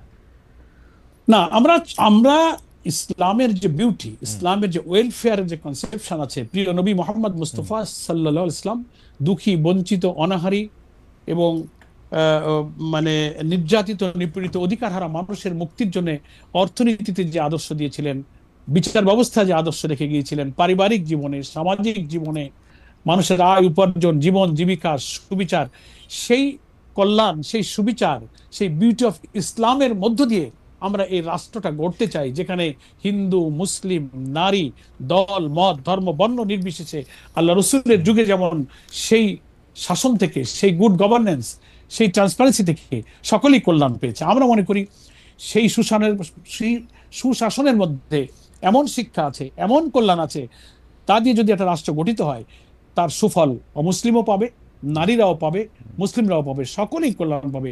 সূর্যের আলো যেমন সকলকে আলো দেয়, বাতাস যেমন সকলকে বাতাস দিয়ে বাঁচিয়ে রাখে, আল্লাহ তাআলার প্রদত্ত বিধানের ভিত্তিতে যে সুফল, যে কল্যাণ দেশের সব নাগরিক সমানভাবে ভোগ করবে। আল্লাহ তাআলা কোরআনেই বলেছেন, ওয়া আনজালনাল হাদিদ ফীহি বাসুন শাদীদ। আবার বলেছেন, লিয়াকুমান নাসু বিল কিসত। আল্লাহ বাইয়িনা, কিতাব, মিজান, রাসূল দিয়ে সুবিচার কায়েমের জন্য বলেছেন। আমাদের ছেলেরা যে স্লোগান দিয়েছিল উই ওয়ান্ট জাস্টিস, আল্লাহ সূরা হাদিদের মধ্যে সে জাস্টিসের কথা বলেছেন, লিয়াকুমান নাসু বিল কিসত। আমি যে সুবিচার দিয়েছি আসমান থেকে নাজিল হওয়া কিতাবের ভিত্তিতে, সেই সুবিচারের মধ্য দিয়ে তোমরা সমাজ এবং রাষ্ট্র ব্যবস্থা কায়েম করো। জামাত ইসলামী সেই সমাজ কায়েম করতে চায়। আশা করি এতে সব ধর্ম বর্ণ নির্বিশেষে সকলের কল্যাণ হবে। আপনি মনে করেন কিনা যে 1971 সালের যে 10ই এপ্রিল যে মুজিবনগর ঘোষণার কথা আপনি বলছিলেন, যেখানে আসলে বৈদ্যনাথ তকলা থেকে বা মুজিবনগর থেকে যে ঘোষণা এসেছিল, স্বাধীনতার ঘোষণা 1971 সালে, যেখানে সাম্য, মানবিক মর্যাদা এবং সামাজিক ন্যায় বিচারের কথা বলা হয়েছিল, যে সাম্য, মানবিক মর্যাদা এবং সামাজিক ন্যায় বিচারের একটাই মানে আমার কাছে যে ধর্ম, বর্ণ, লিঙ্গ নির্বিশেষে সবার অধিকার এই রাষ্ট্রে সমান থাকবে। কিন্তু আপনি যে রাষ্ট্রের কথা বলছেন, সেই রাষ্ট্রের ক্ষেত্রে কি সবার অধিকার সমান থাকা সম্ভব? সমান আর সুবিচার মানে আপনার আমরা তো সাম্যের কথা শুনলাম। সাম্য সবার ক্ষেত্রে কি সমান হবে? সাম্য মানে সমতা, আমি যা বুঝি আর কি, যতটুকু বাংলা বুঝি। না, সাম্যের অর্থ তো আপনি বুঝবেন, আপনি সাংবাদিক, আপনি একজন ম্যাজিস্ট্রেসি জুডিশিয়ারি লোক। সাম্য হচ্ছে যার যেটা প্রয়োজন সেই অধিকারের ততটুকু পাওয়ার অধিকার, প্রয়োজন সেটাই হচ্ছে সমান। আমি যার যেটুকু প্রাপ্য তাকে সেটুকু বুঝে দাও। এই প্রাপ্যটা কে ঠিক করে দিবে? আমার ঘরে যে মানে কে ঠিক করে দিবে এটা, এই প্রাপ্য আমার ঘরে যে কাজ করে আমি তার প্রাপ্য ঠিক করে দিব না সে ঠিক করবে? মানে কিভাবে এটা ঠিক হবে, কেমনে? না, রাষ্ট্রের সাম্যের ক্ষেত্রে রাষ্ট্রকে ঠিক করতে হবে যে একজন শ্রমিকের কত কি প্রয়োজন, একটা মালিকের কি প্রয়োজন, একজন মজুরের কি প্রয়োজন, একটা ছাত্রের কি প্রয়োজন, একটা কৃষকের কি প্রয়োজন। রাষ্ট্রে ইসলামের যে কল্যাণ রাষ্ট্রের ধারণা দেওয়া হয়েছে, বলা হয়েছে যে প্রত্যেকটি নাগরিকের ভরণ পোষণ, শিক্ষা, চিকিৎসা, বাসস্থানের নিশ্চয়তা রাষ্ট্রকে করতে হবে। যদি তা দিতে না পারো, তাকে কাজ দিতে না পারো, তাহলে তাকে বেকার ভাতা দিতে হবে। কোনো মানুষ যেন বেকার না থাকে। ইসলামিক কল্যাণ রাষ্ট্রের ধারণা এরকম যে তিনি যখন লেখাপড়া করবেন, টেকনিক্যাল এডুকেশন, এটা সবার জন্য, যে এডুকেশন হোক, এটা পুরুষ নারী মুসলমান অমুসলিম সবার জন্য একই রকম, সবার জন্য। জি, এটাই হচ্ছে সাম্য। এখন আমি 1 পোয়া চাউলের খানা খাইতে পারি, আর একজন তা পারে না, আধা পোয়া পারে, তার অর্থ এই না যে তাকেও 1 পোয়া দিতে হবে, তাহলে তো তার শরীর খারাপ হয়ে যাবে। যে যা দরকার তাকে ততটুকু দেওয়াটাকে বলা হয়েছে ইকুইটি বা সাম্য। তার অর্থ এই না যে সব সমান করে দাও। ওকে, যার যতটুকু দরকার। আমরা কি একটু জানতে পারি যে ধরেন আমরা যখন একটা ইসলামী রাষ্ট্রের কথা বলি, আমি ইসলামী আদর্শের কথা যেসব রাজনৈতিক দলগুলির কথা বলে তাদের প্রসঙ্গে একটু পরে আসতেছি, মানে আমরা নানা ধরনের ইসলামিক রাষ্ট্র এখন দেখতে পাই যাদের নামের সাথে ইসলামিক আসে। যেমন ধরেন সৌদি আরব একরকম, টার্কি একরকম, মালয়েশিয়া একরকম, ইরান একরকম, আরও আফ্রিকার বিভিন্ন দেশে আরও নানা রকম মডেল আছে, মৌরিতানিয়াতে একরকম, ওমানে আরেক রকম। তো আমরা আসলে কোনটা আমাদের জন্য নিব বা ফলো করব? ইন্দোনেশিয়া, মালয়েশিয়াও আবার আরেক রকম আছে। মানে আমরা খুবই সিনসিয়ারলি আমি বলবো যে বাংলাদেশে ইসলামিক কল্যাণ রাষ্ট্রের যে ধারণা আমরা কোরআন এবং হাদিস থেকে পাই, শতভাগ সেই স্ট্যান্ডার্ডে কোনো রাষ্ট্র এখন নেই। ওকে, কিছু আছে, হয়তো 12 আনা আছে, 8 আনা আছে, 50%, 60%, 70। তো আমরা চাচ্ছি যে একটা রাষ্ট্রের শতভাগ ক্ষেত্রে যদি কল্যাণের এই ধারণাটা সুপ্রতিষ্ঠিত হয়, তাহলে মানুষের মধ্যে কল্যাণটাও পূর্ণ হবে। এই জন্য কোনো রাষ্ট্র প্র্যাকটিক্যালি এখন আমাদের মডেল নয়। আমাদের মডেল হচ্ছে ইসলামের সেই ব্যবস্থাটাই মডেল। সেই মডেলের জন্য আমরা অপেক্ষা করছি, চেষ্টা করব। আমরা মানবীয় সমাজের ভুল ত্রুটি, লিমিটেশন, ক্যাপাসিটি কম বেশি থাকতেই পারে। আমরা ট্রাই করি, চেষ্টা করি। এই দেশ আমাদের প্রিয় জন্মভূমি, এখানে আমরা জন্মেছি, আমাদের সন্তানদেরকে আমরা রেখে যাব যেন একটা ক্ষুধা, দারিদ্র্যমুক্ত, ইনসাফ এবং বৈষম্যমুক্ত, সুবিচারপূর্ণ, সমৃদ্ধ, নিরাপদ বাংলাদেশ রেখে যেতে পারি। সেটা ইসলামের কল্যাণজনক আদর্শের মধ্যেই কিন্তু আছে। আমরা একদিনে পারবো না, আমার সন্তানরা পারবে। কিন্তু কোনো মডেলের কথা যদি আমরা না ভাবি, তাহলে যেটা হয় যে আমরা আসলে বাংলাদেশে ইসলামিক আদর্শের কথা বলে এমন অনেকগুলি রাজনৈতিক দল আছে। এছাড়াও রাজনীতির বাইরেও অনেক আলেম ওলামা, বুজুর্গ ব্যক্তিগণ আছেন যারা তাদের মতো করে ইসলামে কোনটা ইসলামিক কল্যাণ রাষ্ট্র তার একটা মডেল বা একটা সামনে দেন, এবং তারা আবার অনেক সময় পরস্পর বিরোধীও একটা অবস্থান নেন, সাংঘাতিকভাবে কাফির বলেন, অমুসলিমদের থেকে খারাপ বলেন, মানে অনেক কিছু বলেন। এইটার মধ্যে থেকে কিভাবে মানে একটা সমন্বয় সাধন করা সম্ভব? বিশেষ করে জামাত ইসলামীকে আমরা জাস্ট আমাকে একটা সেকেন্ড একটু বলতে দেন। আমরা দেখেছি যে হেফাজতে ইসলামীর ওই ঘটনার পরে আমরা এটা দেখেছি যে হেফাজতে ইসলামীর উপর সেই রকম নিপীড়ন নির্যাতন চালানোর পরেও যে হেফাজতে ইসলামী, ওই সময়কার হেফাজতে ইসলামী শেখ হাসিনার কথা শুনে তাকে কওমি জননী উপহার দিয়ে তার থেকে জমি নিয়ে, এটা একটা বড় কারণ ছিল হেফাজতে ইসলামীর সেই সময় নেতৃবৃন্দ জামাতে ইসলামীকে অপছন্দ করতেন, সেই কার্ডটা সে সময় খেলা হয়েছে। তো এই কার্ড খেলার মধ্যে থাকলে তো আমরা আসলে ইসলামিক রাষ্ট্রের মধ্যে থেকে কেমনে যেতে পারবো, মানে বা ইসলামিক কল্যাণ রাষ্ট্র ঠিকই বলেছেন। এটা এটা এটা একটা দুঃখজনক। আমি বলবো যে ইসলামিক কল্যাণ রাষ্ট্রের পথে আমাদের যাদের অভিযাত্রা, এ পথে এগিয়ে যাওয়ার পথে এটা একটা নিশ্চয়ই অন্তরায়।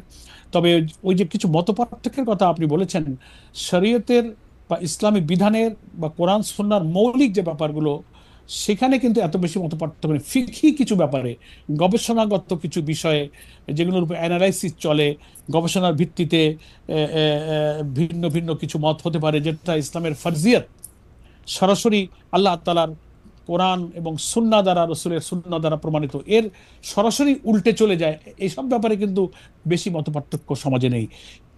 কিছু গবেষণাগত দিক থেকে, ইস্তেহাদি দিক থেকে, ফিকহি ব্যাপারে কিছু কিছু ইখতিলাফ বা মতপার্থক্য আছে। এটা কমিয়ে আনবার জন্য চেষ্টা করা হচ্ছে।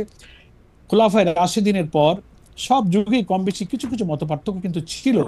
একেবারে সবটাই যে একেবারে এক হয়ে যাবে এমনটা নাও হতে পারে। তবে উম্মার চেষ্টা করা উচিত যতটা মতপার্থক্য কমিয়ে এনে দুনিয়ার এই সংক্ষিপ্ত জীবনে আমরা আল্লাহ তাআলার বিধানটার আনুগত্য করতে পারি, দ্যাট উইল বি বেটার।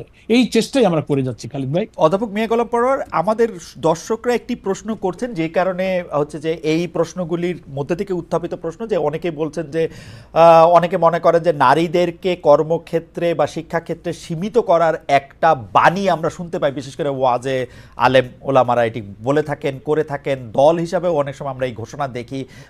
এইটার ব্যাপারে আসলে জামাতে ইসলামীর অবস্থাটা কি, এক? আর দুই হচ্ছে যে নারী নেতৃত্বের ব্যাপারে, রাষ্ট্রের পরিচালনার নেতৃত্বের ব্যাপারে আপত্তি থাকলেও এই ক্ষেত্রে আপনাদের আপত্তি বা উৎসাহ আছে কিনা। দুই হচ্ছে, আরেকজন দর্শক আপনাকে প্রশ্ন করেছেন যে আপনি 2018 সালের নির্বাচনে ধানের শীষ নিয়ে নির্বাচন করেছিলেন কিনা, এবং যদি ধানের শীষ নিয়ে নির্বাচন করে থাকেন প্র্যাকটিক্যালি তখন আপনি তাহলে বেগম জিয়ার বা অনুসারী হিসাবে নিজেকে দেখতে হয়েছিল কিনা। দুটি ব্যাপারে ধন্যবাদ আপনাকে। ধন্যবাদ আপনাকে। শেষ প্রশ্নটার উত্তরটা আমি আগে দিই। আমরা ওই সময় জামাত ইসলামের নিবন্ধন ছিল না 2018-তে, তখন জোটবদ্ধভাবেই, তখন আমাদের 20 দলীয় জোট ছিল। সেই জোটেরই সিদ্ধান্ত হয়েছিল যে আমরা জোটের প্রার্থীরা, ধানের শীষটা জোটের প্রার্থীরা জোটের প্রতীক হিসেবেই তারা নির্বাচন করতে পারবে। ওকে। তো তখন সেই সিদ্ধান্তের ভিত্তিতেই জামাত নীতি নির্ধারণী ফোরামে আমাদের সিদ্ধান্ত হয়েছিল আমরা সেই নির্বাচনটা জোটের প্রার্থী হিসেবেই একটা প্রতীক আমরা নিয়ে ইলেকশন করেছি। তখন আমাদের নিবন্ধন ছিল না। আরেকটা কথা যেটা বলেছেন যে নারী নেতৃত্বের ব্যাপারে ওয়াজ মাহফিলে বা বিভিন্ন জায়গায় এমন বেশি এক্সাজারেশন করা হয়। অধ্যাপক পরোয়ার, আপনি অনুমতি দিলে আমরা অনুষ্ঠানটা একটু 10 মিনিট এক্সটেন্ড করতাম, কারণ আমাদের অনুষ্ঠানের সময় প্রায় শেষ হয়ে গেছে। আর 10টা মিনিট যদি আপনি আমাদের সঙ্গে থাকতেন, বা 5 মিনিট। না, অসুবিধা নেই। জি, কিছু কথা শেষ হওয়া দরকার। ধন্যবাদ। আমি ওই নারীর নেতৃত্বের ব্যাপারে একটা মিসপ্রোপাগান্ডা সমাজে আছে। আমাদের মধ্যেও কিছু কিছু লোকদের হয়তো ইলমের অভাবে নারীদের অধিকার সম্পর্কে ইসলাম কতটা তাদেরকে সম্মান মর্যাদায় অভিষিক্ত করেছে, এই জ্ঞানের অভাবে অনেক সময় না জেনে গতানুগতিক কিছু চিন্তায় নারীদের ব্যাপারে এমন কথা বলেন যে মনে হয় যে আরে আল্লাহ, ইসলাম বা ইসলামী বিধান আসলে তো নারীরা ঘরে বসে থাকবে, বেরোতে পারবে না, এদের লেখাপড়া হবে না, এরা সমাজে চাকরি বাকরি, সমাজ পরিচালনার কোথাও তাদের কোনো পার্টিসিপেশন থাকবে না। এই ভুল ধারণাটা তৈরি হচ্ছে, এটা সঠিক নয়। নারীর ব্যাপারে ইসলাম নারীকে যে মা, নারীকে স্ত্রী, নারীকে বোন এবং সমস্ত মর্যাদার ক্ষেত্রে, স্ত্রীর ক্ষেত্রে যে মর্যাদার কথা বলেছে, দুনিয়ার কোনো আদর্শ এত সম্মান, এত মর্যাদা কোনো নারীদেরকে দেননি। পেশাগত জীবনে, কর্মজীবনে, রাজনীতিতে, প্রফেশনাল লাইফে ইসলাম সব জায়গায় নারীকে অধিকার দিয়েছে। তবে নারী আর পুরুষের চলাফেরার ব্যাপারে, মোরালিটির কনটেক্সটে, নৈতিকতার কনটেক্সটে চলাফেরার কিছু ফরজ বিধান আল্লাহ তাআলা জারি করেছেন। সেই সীমার মধ্যে থেকে নারী ডাক্তার হতে পারবে, ইঞ্জিনিয়ার হতে পারবে, নারী রাজনীতি করতে পারে, নারী পার্লামেন্টে যেতে পারবে, নারী সচিবালয়ের সচিব হয়ে দায়িত্ব পালন করতে পারবে, ফলে আমরা জামাত ইসলামীতে আপনি শুনে অবাক হবেন, নির্বাচন কমিশনের বিধি অনুযায়ী মোস্ট প্রবাবলি 33% না 30% নারীদের পার্টিসিপেশন থাকতে হয় পার্টিতে। আমরা হিসাব করে দেখলাম যে এম্পাওয়ারমেন্ট অফ উইমেন্স প্রশ্নে এখন পশ্চিমা বিশ্ব খুব কনসার্ন ফিল করে জামাত ইসলামের সাথে যখন কথা বলে।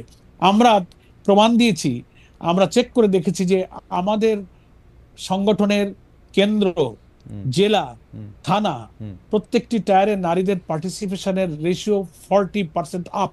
ওকে। এবং আমাদের নারীরা পার্লামেন্টে ছিল, আপনি জানেন 91-এ, 2001-এ ছিল। এবার ব্রিটিশ হাই কমিশনার বাংলাদেশ সফর করেছেন, নারীদের সঙ্গে কথা বলতে চেয়েছেন, আমার নারী নেত্রীটা সেখানে সাক্ষাৎ করেছেন। ব্রিটিশ এমপির এসেছেন, তাদের সাথে আমাদের নারী ডেলিগেশন দেখা করেছেন। টার্কিতে একটা ইন্টারন্যাশনাল উইমেন্স কনফারেন্সে আমাদের নারীরা জয়েন করেছেন। ফলে university professor, engineer, doctor, everywhere নারীরা সীমার মধ্যে থেকে তারা সব জায়গায় রিপ্রেজেন্ট করতে পারবে। এখানে আমরা ইসলামে কোনো বাধা নেই, কিন্তু সীমা লঙ্ঘন করে, অনৈতিকতা, চরিত্রহীনতা এবং ইসলামের ফরজ বিধান লঙ্ঘন করে নারীকে অনৈতিকতা, আমার কাছে মনে হয় সীমা লঙ্ঘন নারীর কাছে যেমন পুরুষের কাছেও তেমন। মানে ইসলাম তো বলে নাই যে সীমা লঙ্ঘন করে তুমি ঘুষ খাও, সীমা লঙ্ঘন করে খালি দুর্নীতি করো, সীমা লঙ্ঘন করে লুটতরাজ করো, এটা তো কোনো পুরুষেও কোনোদিন বলে নাই। সীমা লঙ্ঘন করে একটা মানে পুরুষেরও তো পোশাক আছে নির্ধারিত, কিরকম পোশাক পরে সে মানুষের সামনে যাবে, সে তো আর। আমি যেটি প্রশ্ন করতেছিলাম, কিন্তু পপুলার অনেক আলেম ওলামা স্পষ্ট বলতেছেন যে নারীরা কোনো পেশায় অংশগ্রহণ করতে পারবে না, নারীদের শুধু ঘরে থাকতে হবে। আমরা কিন্তু আপনারা যারা রাজনৈতিক দল আছেন, বিভিন্ন ইসলামী রাজনৈতিক দল আছেন, বিশেষ করে জামাত ইসলামী সবচেয়ে বড় রাজনৈতিক দল হিসেবে, আমরা তো আনুষ্ঠানিক প্রতিবাদ করতে শুনি না, বরং তাদেরকে মানে আমি জানি যে আপনি জানেন যে ওয়াজে আসলে কি বলা হয়, আপনি জানেন যে একটা জমায়েতের মধ্যে আসলে কি বলা হয়। তো সেই ক্ষেত্রে আপনাদের অবস্থানটা কি? মানে আমি ওই অবস্থানটা একটু আগেই বলে ফেলেছি খালিদ ভাই। এটা একেবারে ঘরে বসে থাকবে, কোনো পেশায় আসতে পারবে না, এই কনসেপশন নাই। শরীয়তের সীমার মধ্যে থেকে তারা যে কোনো পেশায় তারা যেতে পারবে, এটা না জানার কারণে অনেকে বলে। আচ্ছা, ঠিক আছে, তাহলে আপনার বক্তব্য এখানে পরিষ্কার। আমি এই ব্যাপারে শুধু শেষ একটা সম্পর্ক প্রশ্ন আপনাকে করতে চাই, যে অনেকে যে আমি প্রশ্নটি করেই ফেলি কারণ আপনার কাছ থেকে অনেক কিছু শেখার আছে, আমাদের দর্শকরা সহ আমরা অনেক কিছু শিখছি। সেইটা হচ্ছে যে এই যে জামায়াতে ইসলামীর আদর্শ বলতে একজন ব্যক্তির আদর্শ সামনে আসে, জনাব মওদুদী, এবং তার যে ইসলামের ব্যাখ্যা, শরীয়তের ব্যাখ্যা, রাজনীতির যে ব্যাখ্যা, সেটা নিয়ে যে অনেক ইসলামী দল আপত্তি করেন, আপনারা কি সেইটা নিয়ে দলের মধ্যে আলোচনা করেন যে তিনি আসলে অনেক ক্ষেত্রে যা বলেছেন তা আপনারা মানেন কিনা, বা এটা মানতে হবেই কিনা, এটা আপনাদের জন্য বাধ্য কিনা, উনি আপনাদের একজন গাইডিং ফোর্স কিনা এখনো? হ্যাঁ, ধন্যবাদ। আমাদের নিজেদের মধ্যে এটা আলোচনা হয়, এবং আমাদের সাবেক আমির জামাত অধ্যাপক গোলাম আজম রাহিমাহুল্লাহ তিনি পরিষ্কার করে এই প্রশ্নে, অনেকেই এই প্রশ্নটা করেন যে মাওলানা মওদুদী বানিয়ে জামাত যিনি রাহিমাহুল্লাহ, তিনি তার অনেক লেখনী বা কোনো বক্তব্য কোনো বিষয়ে অনেকে ভিন্ন মত বিতর্ক করেন। আমরা পরিষ্কার বলেছি যে তিনি একটা আন্দোলনকে প্রতিষ্ঠা করেছেন, তিনি কোরআনের তাফসির লিখেছেন, তিনি রাসূলের সিরাত লিখেছেন, প্রচুর পরিমাণ ইসলামিক গ্রন্থ তিনি রচনা করেছেন, দুনিয়ার 40টিরও বেশি ভাষায় তার গ্রন্থ অনুদিত হয়েছে। হ্যাঁ, একজন লেখক, তিনি তো মানুষ, কোনো লেখার মধ্যে কোনো বিতর্কিত কথা, কোনো ভুল ত্রুটি হতে পারে। আমরা কখনোই মাওলানা মওদুদী রাহিমাহুল্লাহকে আমাদের ফিকার ইমাম মনে করি না। তিনি একজন মানুষ, তিনি একজন লেখক, তিনি গবেষক, তিনি একজন আলেম ছিলেন। দুনিয়ার কোন আলেম নিজেকে বলতে পারবে না যে আমার লেখনের মধ্যে, বক্তব্যের মধ্যে কোনো ভুল নাই। তো অধ্যাপক গোলাম আজম সাহেব পরিষ্কার বলেছেন, ওনার লিখিত বইয়ের মধ্যে এটা আছে, ইসলামী ঐক্য প্রচেষ্টা নামে একটা বই তিনি লিখে গিয়েছেন। সেখানে তিনি বলেছেন যে মাওলানা মওদুদী রাহিমাহুল্লাহ সম্পর্কে যেসব সমালোচনা হয়, হ্যাঁ, তার কোনো লেখনীতে যদি কোনো ভুল থাকে, সেটা যদি প্রমাণিত হয়ে আমাদের সামনে আসে, আমরা সেটা বাদ দেব, আমরা সেটা অনুসরণ করি না। তিনি আমাদের ফিকার ইমাম নন, তিনি একজন লেখক। তো সেই কারণে আমরা এ ব্যাপারে আমাদের অবস্থান পরিষ্কার করেছি। তিনি ঐতিহাসিকভাবে একটা সংস্কারের জন্য চিন্তায় সমাজের তিনি যে একটা ঐতিহাসিক ভূমিকা পালন করেছেন, ইসলাম যে একটা complete and balanced code of life, Islam is only the complete and balanced code of life. সমকালীন যুগের সব সভ্যতাকে ছাড়িয়ে ক্লাস অফ সিভিলাইজেশনের কথা যে ওয়েস্টার্ন কালচার থেকে বলা হয়েছিল সব তিনি প্রমাণ করেছেন। Banking system, international transaction, judiciary, education, social life, সমস্ত জায়গাতে ইসলামী হচ্ছে পরিপূর্ণ একমাত্র জীবন বিধান। এই ধারণা কোরআন হাদিস থেকে, রসুলের সিরাতের সাথে প্রমাণ করে, তার লেখনীতে তিনি দুনিয়াকে প্রমাণ করে দিয়ে একটা ইসলামী আন্দোলনের ধারণা তিনি দিয়ে সংগঠন তৈরি করে তিনি চলে গেছেন। এখন একটা মানুষের কাজের মধ্যে কোনো লেখনীতে একটু ভুল থাকতে পারে, একজন আলেম তার সাথে বিতর্ক করতে পারে, আমরা এই নিয়ে বিতর্কে যাই না। কোরআন হাদিস দ্বারা সরাসরি প্রমাণিত হলে যদি আমরা বুঝতে পারি, ইমান ইলম বলে যে না এটা ঠিক নয়, আমরা সেটা অনুসরণ করব না। আমাদের সাবেক আমিরে জামাত অধ্যাপক গোলাম আলী রাহিমাহুল্লাহ এই ব্যাপারে তার লিখিত বইতে তিনি বলেছেন। কিন্তু ওই যে আমি আগে দুঃখজনক অভিজ্ঞতা বলেছি যে কি বলে যে সালিশ মানি তাল গাছটা আমার, গ্রামে একটা কথা আছে, যত ব্যাখ্যাই তুমি দাও জামাতকে আমি পছন্দ করি। এই নেচারের কিছু লোকের কারণে এই প্রবলেমটা হচ্ছে। নিশ্চয়ই আপনি একজন বিদগ্ধ জন হিসেবে আপনার অবজারভেশন অনেক কিছুই আছে, আমি আর এই বিষয়ে আর সময় বাড়াতে চাই না। আমার শেষ ছোট ছোট দুটা প্রশ্ন। একটা হচ্ছে যে ৭০ অনুচ্ছেদ বাতিলের ব্যাপারে সংস্কার বলেছিল, যেহেতু ফ্লোর ক্রসিং, একটা এমপি তার দলের বিরুদ্ধে ভোট দিতেই পারেন, কিন্তু আপনারাও সেই ৭০ অনুচ্ছেদকে রাখতে চান। আপনি বলেছেন একটা সংবাদপত্রের মধ্যে আমি দেখতে পাচ্ছি যে আস্থা ভোট দলের নীতি বিষয়ে একজন সংসদ সদস্য এই দলকে প্রতিনিধিত্ব করেন, দলের পলিসির সঙ্গে সংসদ সদস্যের একই অবস্থান থাকতে হবে।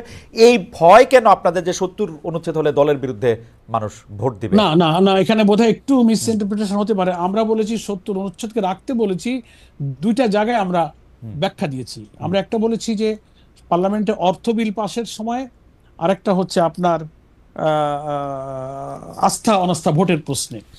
এই জায়গাটাতে তিনি যদি পার্টি ডিসিপ্লিন, পার্টির সিদ্ধান্ত, পার্টির নীতির মধ্যে না থাকেন, তাহলে তো একটা দলের, আপনি তো একজন পার্লামেন্টারিয়ান, আমাদের যেহেতু সময় কম, আমি একটু আপনাদের যেহেতু সময় কম, মানে অর্থ বিল ছাড়া তো আর কোনো বিলই নাই পার্লামেন্টে পাশ করার মতো।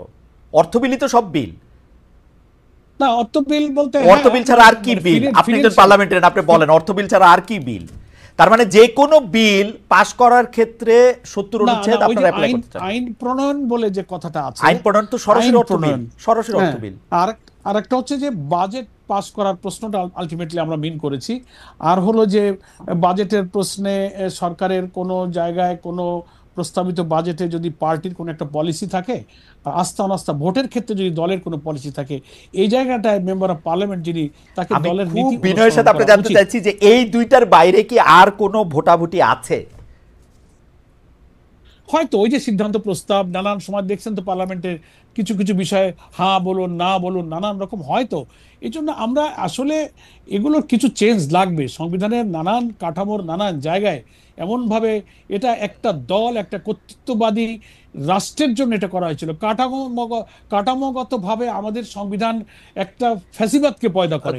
এখন যা আছে একসাথে তো ফেলে দিতে পারছি না, কিছু কিছু কারেকশন করে করে আমরা ৭০ অনুচ্ছেদ ৪ অর্থ বিল, যেটার সাথে আসলে সরকারি ট্রেজারি থেকে উত্থাপিত বিল এবং যেটার সাথে টাকা পয়সা জড়িত, আমি যেটা সরল বঙ্গানুবাদ করি, সেই বিলগুলি ছাড়া বাকি যেগুলি মৌখিক হা বা না সেইগুলির ক্ষেত্রে দিতে পারবে, কিন্তু ওইগুলির ক্ষেত্রে এটা দিতে পারবে না। এটা আপনারা চান, আস্থা অনাস্থার ক্ষেত্রে এটা আপনি চান না। আমার মনে হয় যে এই ব্যাপারে আপনারা আরো চিন্তা করতে পারেন। এর বাইরে আসলে সংসদ সদস্যদের অনেক কাজ আছে, এটা আপনারা চিন্তা করতে পারেন। আর শেষ প্রসঙ্গে আমি একটু আসতে চাই, প্রক্রিয়া তো চলছে। জি, শেষ প্রসঙ্গে আমি আসতে চাই, সেটা হচ্ছে যে এনসিপির পক্ষ থেকে জাতীয় নাগরিক পার্টির আহ্বায়ক বলেছেন যে প্রশাসন বিএনপির পক্ষে এদের অধীনে নির্বাচন করা সম্ভব নয়। প্রশাসন অনেক জায়গায় বিএনপির পক্ষে কাজ করছে, এই ধরনের প্রশাসনের অধীনে নির্বাচন করা সম্ভব নয় বলে মনে করছেন জাতীয় নাগরিক পার্টির আহ্বায়ক জনাব নাহিদ ইসলাম। আপনি এই ব্যাপারে কি মন্তব্য করবেন? আপনারও তাই মনে হয় কেন? এটা আমার শেষ প্রসঙ্গ।